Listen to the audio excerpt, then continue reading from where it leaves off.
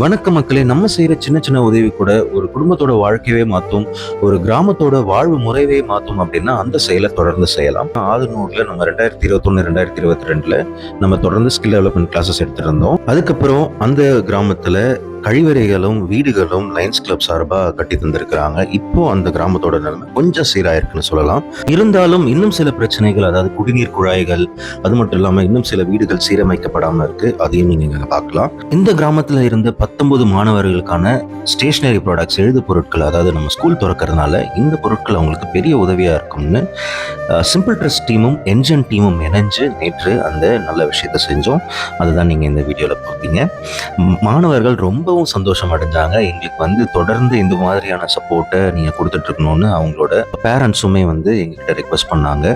இந்த கிராமத்துல சாதிய ஒடுக்குமுறைகள் அதிகமா இருந்தாலும் அதை விட பெரிய பிரச்சனை என்னன்னா ஸ்கூல் டிஸ்கண்டினியூஷன். கல்யாண காரணங்களுக்காக, அதுவும் இல்லாம 10th 11th 12th சரியா பாஸ் ஆக முடியாம அட்டெம்ப்ட் எழுதுற சூழ்நிலை இருந்தாலும் இந்த மாதிரியான விஷயங்கள் அவங்கள ஊக்குவிக்குதுன்னு சொல்லலாம்.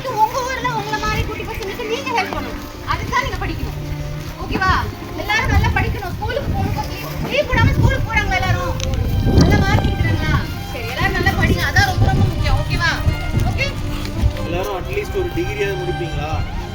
அண்ணனுக்கு சத்தியம் பண்றீங்களா? எல்லாரும் ஒரு டிகிரியாவது முடிக்கணும். டிகிரினா என்னது தெரியுமா? தெரியாது. காலேஜ் ஹாஸ்பிடல் போய் இருக்கீங்களா? டாக்டரோட போன்ல ஒரு பேர் பக்கத்துல எழுதி எம்பிபி. அது என்ன? அது என்னது? அதுதான் டிகிரி. ஓகேவா? ஒரு இன்ஜினியரிங்னா ஒரு டிகிரி என்ன இருக்கும்? பி.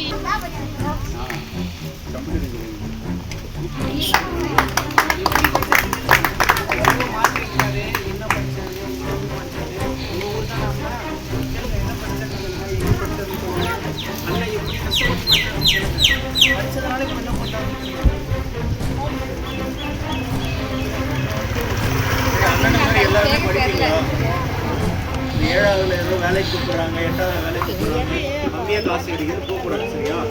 எல்லாருமே காலேஜ் படிக்கணும், டிகிரி முடிக்கணும். டிகிரி இன்னைக்கு கிடைக்கிற அந்த 500 ரூபாயோ 1000 ரூபாயோ அதுக்கு நீங்க ஆசைப்படக்கூடாது. யாராவது வேலைக்கு போறீங்களா? வீட்டுல போக சொல்றாங்களா? போச்சுனாங்கன்னா அது சட்டப்படி. சரியா? அக்கா வீடு அடுத்த தெருவில் தான் இருக்கு, வந்து சொல்லுங்க. என்ன வீட்டுல இருந்து வேலைக்கு போக சொல்றாங்க. வேலைக்கு யாரும் போகக்கூடாது. குழந்தைங்களை யாரும் தயவு செஞ்சு வேலைக்கு அனுப்பாதீங்க. அவங்க இப்ப 500 ரூபாய் சம்பாதிக்கிறது முக்கியம் இல்ல, படிச்சு 50,000 5 லட்சம் சம்பாதிக்கணும் இல்லையா? வேலைக்கு அனுப்பாதீங்க, நல்லா படிங்க. எப்பயும் இதே மாதிரி சிரிச்சிட்டே இருக்கணும். ஓகேவா? எஸ். ஸோ